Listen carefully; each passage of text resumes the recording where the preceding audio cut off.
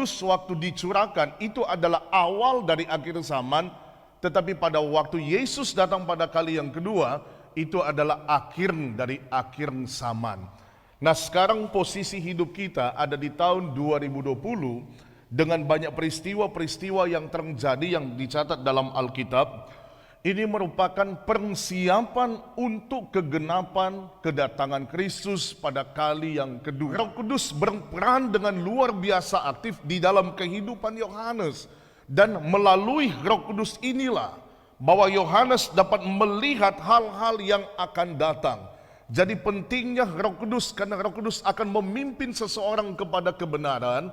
Kemudian Roh Kudus akan memberitahukan kepada seseorang hal-hal yang akan datang. Kemudian selanjutnya dikatakan dalam ayat 14, Roh Kudus atau ia akan memuliakan aku, sebab ia akan memberitakan kepadamu apa yang diterimanya daripadaku. Salah satu tugas penting dari Roh Kudus kepada gereja adalah Roh Kudus akan memuliakan Yesus. Setiap tindakan perbuatan dari Roh Allah ini akan memimpin gereja untuk memuliakan Yesus. Sesuatu di dalam pelayanan yang hanya mendatangkan kemuliaan untuk diri sendiri, untuk gereja lokal, untuk kebesaran nama seseorang, itu bukan pekerjaan dari Roh Kudus. Karena Roh Kudus mempunyai tugas untuk memuliakan Yesus. Gereja yang memuliakan Yesus, pelayan-pelayan yang memuliakan Yesus, anak-anak Tuhan yang memuliakan Yesus, sudah pasti anak Tuhan yang dibimbing oleh Roh Kudus dan anak Tuhan yang diberitahukan oleh Roh Kudus mengenai hal-hal yang akan datang, dan anak Tuhan yang memuliakan Tuhan. Saya berdoa dan berharap supaya kita mengerti fungsi dari Roh Kudus yang Allah berikan kepada kita. Banyak pengertian, banyak fungsi tentang Roh Kudus di dalam Alkitab. Tetapi bagian-bagian ini saya coba sampaikan sehubungannya dengan Yoel pasal 2 ayat 28 ayat 32. Sekali lagi Bapak Ibu, saudara-saudari, jangan berkecil hati karena Roh Kudus yang diberikan kepada manusia adalah roh yang tidak membuat perbedaan jenis kelamin, laki atau perempuan. Bahkan Roh Kudus yang tidak membuat perbedaan antara tua dan muda. Dan Roh Kudus yang tidak membuat perbedaan antara status sosial, yang berada di atas atau yang berada di bawah. Semua mempunyai hak. Apabila mau percaya dan mau menerima Roh Kudus, sudah pasti kita akan menerima Roh Kudus. Katakan haleluya. Itulah sebabnya di gereja lokal orang tua harus dihormati, dihargai. Orang-orang muda di gereja lokal, dari anak-anak sekolah minggu, harus dihargai dan dihormati, karena kepada mereka juga Roh Kudus bekerja dengan luar biasa. Haleluya. Nah, kita kembali kepada pemahaman firman Allah mengenai hubungannya dengan awal dari akhir zaman dan akhir dari akhir zaman.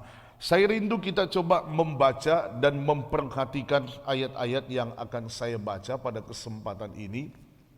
Di dalam 1 Tesalonika pasalnya yang keempat.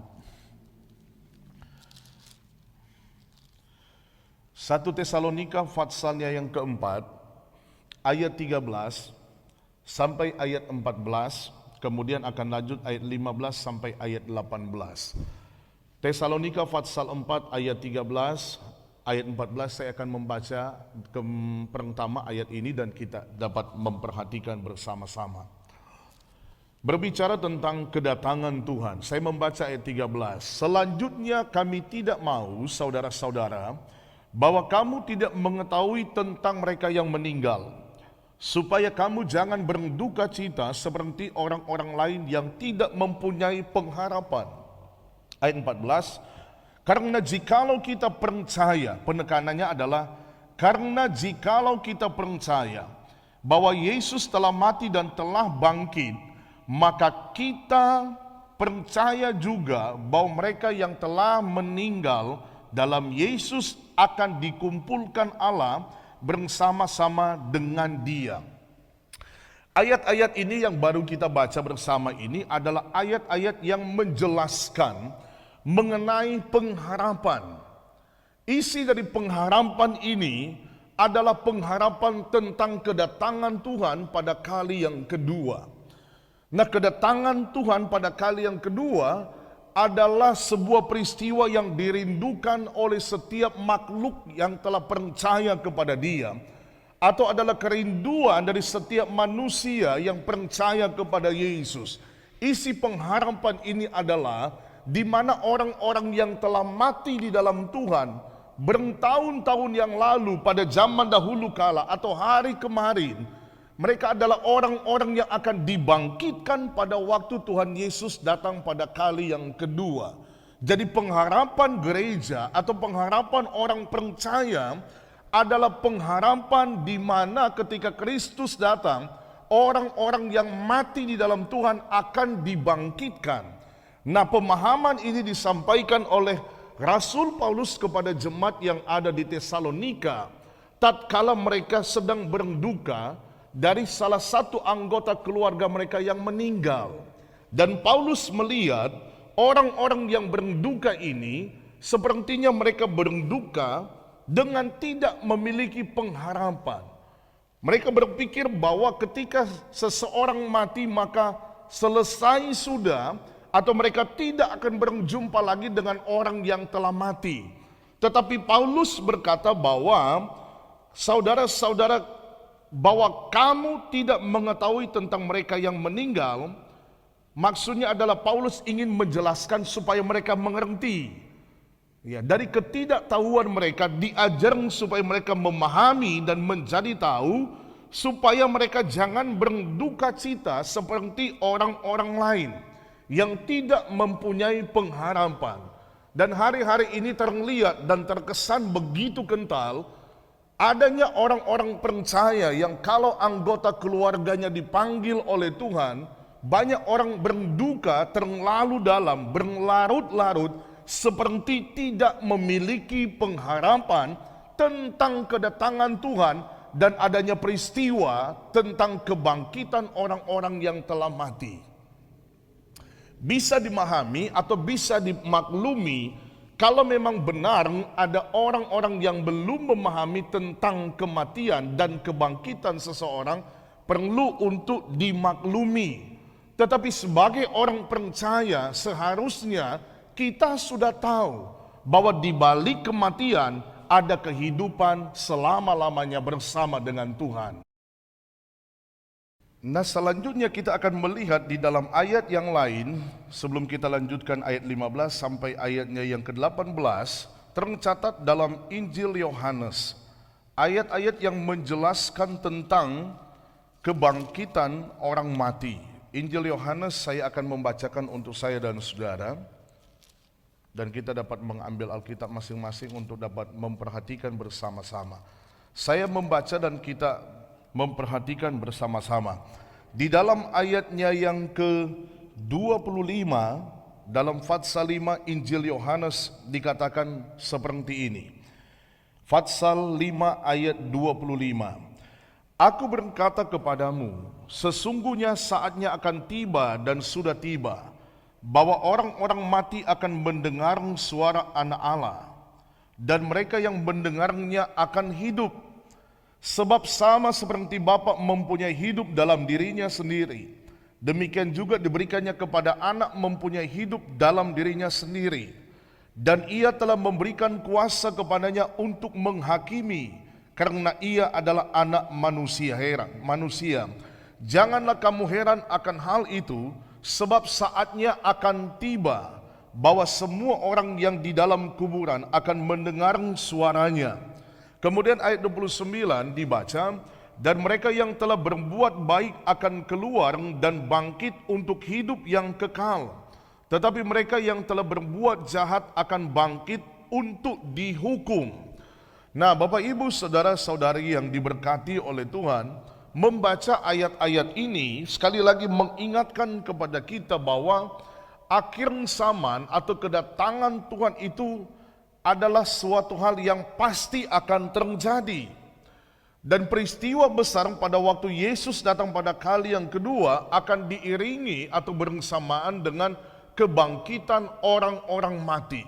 Nah, penjelasan Rasul Paulus kepada jemaat yang ada di Tesalonika, saya yakin menguatkan iman dari jemaat yang ada di Tesalonika ini. Bahwa mereka berduka, tetapi berduka dalam konteks sebagai orang yang memiliki pengharapan. Pengharapan mana yang dikatakan oleh Yohanes pasal 5, bahwa ada saatnya orang yang ada di dalam kuburan akan mendengar suaranya. Mereka yang telah berbuat baik akan keluar dan bangkit untuk hidup yang kekal. Jadi ini adalah sebuah kekuatan kepada gereja bahwa pada waktu peristiwa kedatangan Tuhan pada kali yang kedua atau yang disebut dengan hari Tuhan, orang-orang yang telah berbuat baik akan dibangkitkan oleh Allah dan memiliki hidup yang kekal. Nah, penjelasan selanjutnya kita lihat dalam Tesalonika pasal 4 tadi, 1 Tesalonika pasal 4 ayat 15 sampai ayatnya yang ke-18. Saya akan membaca 1 Tesalonika pasal 4 ayat 15 sampai ayat 18. Dikatakan firman Allah, "Ini kami katakan kepadamu dengan firman Tuhan, kita yang hidup yang masih tinggal sampai kedatangan Tuhan, sekali-kali tidak akan mendahului mereka yang telah meninggal. Sebab pada waktu tanda diberi, yaitu pada waktu penghulu malaikat berseru dan sangkakala Allah berbunyi, maka Tuhan sendiri akan turun dari sorga dan mereka yang mati dalam Kristus akan lebih dahulu bangkit." Yang mati dalam Kristus akan lebih dahulu bangkit. Penekanannya adalah yang mati dalam Kristus akan lebih dahulu bangkit. Jadi ada kebangkitan orang mati yang telah beriman kepada Kristus. Artinya bahwa Kristus tidak pernah mengecewakan orang yang percaya kepada Dia. Bahwa orang yang telah percaya kepada Dia apabila mengalami kematian, dikatakan mereka yang mati di dalam Kristus akan lebih dahulu bangkit. Dan ini akan terjadi sekali lagi pada waktu Yesus datang pada kali yang kedua. Jadi pelajaran atau pemahaman tentang kedatangan Kristus pada kali yang kedua merupakan pemahaman dan pelajaran penting di dalam gereja. Kita harus tahu secara bersama karena pelajaran tentang kedatangan Kristus ini adalah pelajaran yang sangat menghiburkan hati kita. Di mana ayat yang tercatat tentang menghiburkan itu? Kita baca ayat 18. 1 Tesalonika pasal 4 ayat ke-18 dikatakan, "Karena itu hiburkanlah seorang akan yang lain dengan perkataan-perkataan ini." Hiburkanlah seorang akan yang lain dengan perkataan-perkataan ini. Rasul Paulus meyakini dengan benar, dengan tekad yang kuat, bahwa apa yang disampaikan kepada jemaat yang ada di Tesalonika bukan hanya berdasarkan pemahaman, tetapi Rasul Paulus meyakini apa yang disampaikan adalah wahyu dari Roh Kudus. Sebab tadi kita sudah mempelajari atau mendengar bahwa Allah memberikan pesan kepada Roh Kudus dan Roh Kudus memberikan pesan itu kepada para hamba-hambanya. Kemudian hamba-hambanya ini memberitahukan itu kepada saya dan saudara. Nah, Paulus meyakini apa yang dia sampaikan kepada jemaat yang ada di Tesalonika adalah dari Roh Allah itu sendiri. Dan dia berkata bahwa hiburkanlah seorang akan yang lain dengan perkataan-perkataan ini. Dalam konteks kita hidup hari-hari ini, Bapak Ibu Saudara-saudari, mungkin kita sedang berduka dengan keberadaan kita. Berduka secara harfiah berarti ada orang yang meninggal.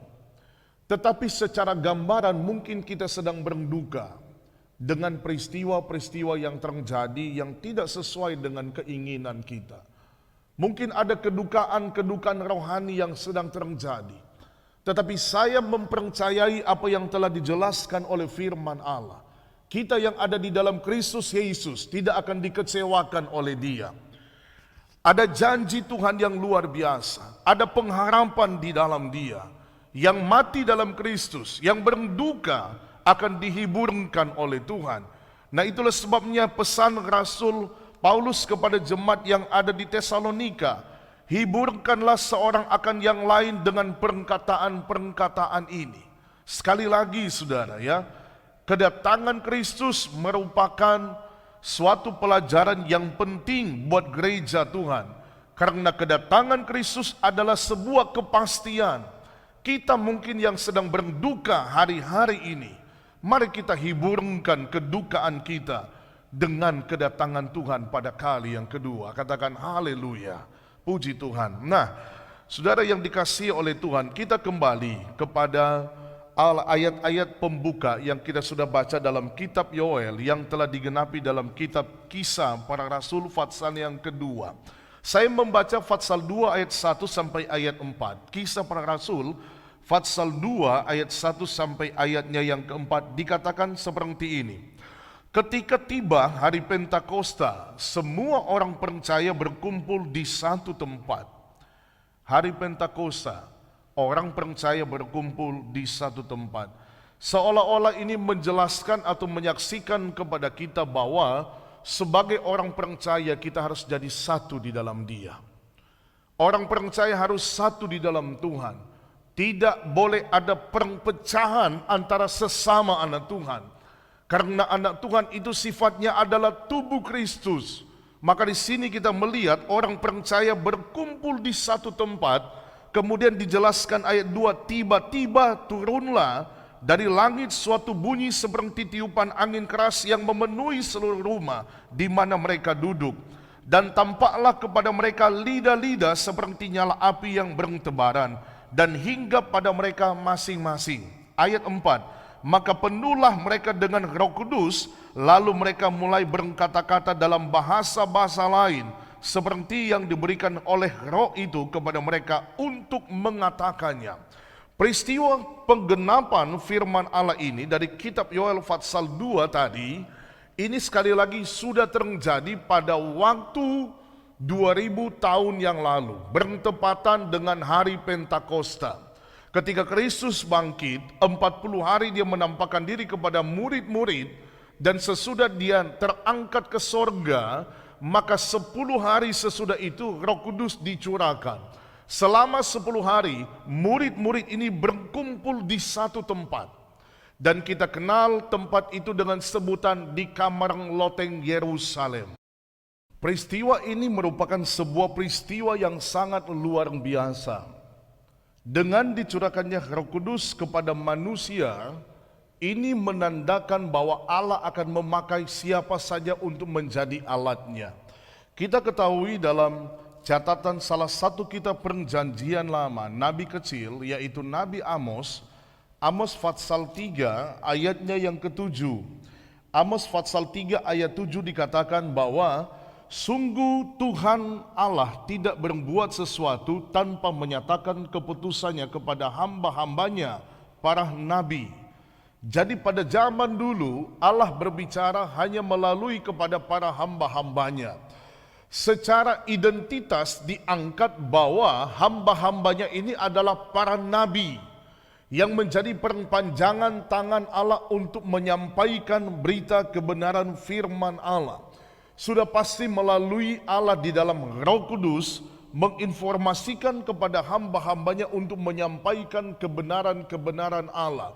Tetapi pada waktu peristiwa awal dari akhir zaman ini terjadi, yaitu pencurahan Roh Kudus, kita melihat di sini bahwa semua orang yang ada, yang sedang berkumpul di satu tempat ini, di kamar loteng Yerusalem, mereka kurang lebih ada 120 orang, semuanya ini menerima kepenuhan dari Roh Kudus. Jadi semua yang ada di situ. Nah, ini memberitahukan kepada kita, rupanya yang berkumpul di situ ada tua, ada muda. Dari status sosial mungkin sebagai ada orang yang berada atau orang yang tidak berada. Baik terdiri laki maupun yang perempuan, 120 ini dipenuhi dengan urapan dari kuasa Roh Kudus. Nah, bukti dari ketika Roh Kudus dicurahkan di awal akhir zaman ini adalah tandanya atau buktinya adalah dengan berbahasa-bahasa lain. Nah, berbahasa yang tidak dikenal oleh para orang-orang yang dipenuhi dengan Roh Kudus, tetapi bahasa ini adalah bahasa yang dikenal oleh orang-orang lain. Nah, karena di dalam ayat 5 dikatakan waktu itu di Yerusalem diam orang-orang Yahudi yang saleh dari segala bangsa di bawah kolong langit. Tadi telah dikatakan bahwa banyak orang Yahudi telah terdiaspora, pergi ke bangsa-bangsa lain.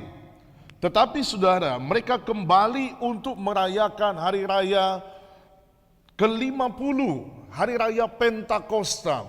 Hari raya Pentakosta selalu dihubungkan dengan hari raya buah pertama atau hasil panen buah pertama. Dan hari raya Pentakosta selalu dihubungkan dengan hari raya penuaian massal. Jadi orang-orang ini datang ke Yerusalem untuk mempersembahkan korban.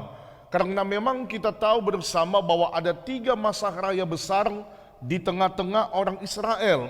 Dan setiap tahun 3 kali mereka harus datang ke Yerusalem mempersembahkan korban kepada Allah di bait Allah. Nah, di sini dikatakan bahwa waktu itu diam orang-orang Yahudi yang saleh dari segala bangsa di bawah kolong langit. Jadi mereka mendengar apa yang diucapkan atau dikata-katakan oleh para orang-orang yang telah dipenuhi dengan Roh Kudus. Sekali lagi, bagi orang yang dipenuhi ketika mereka berbahasa-bahasa lain, mereka tidak memahami, tetapi orang-orang lain memahami apa yang disampaikan oleh orang-orang yang dipenuhi dengan Roh Allah ini. Jadi ini merupakan sebuah peristiwa besar yang terjadi di awal dari akhir zaman. Nah, saya mempercayai bahwa Roh Kudus masih bekerja sampai kepada hari ini. Dan Roh Kudus ini adalah milik kita bersama. Roh Kudus bukan milik dari satu organisasi gereja. Roh Kudus bukan dimiliki oleh gereja mainstream. Roh Kudus bukan hanya kepada gereja-gereja tertentu.